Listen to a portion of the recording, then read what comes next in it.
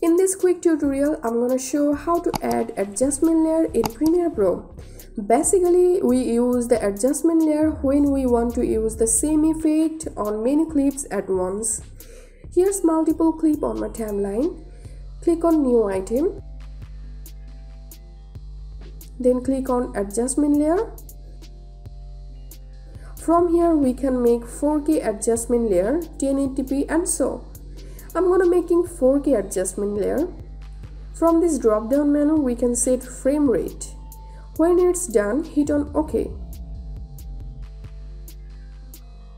Here is the adjustment layer. Now drag it onto the timeline above all the clips.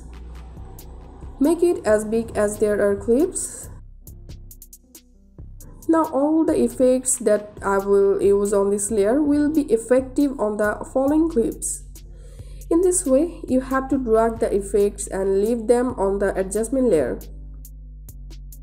To control the effects, select the adjustment layer and go to the effect control panel and edit.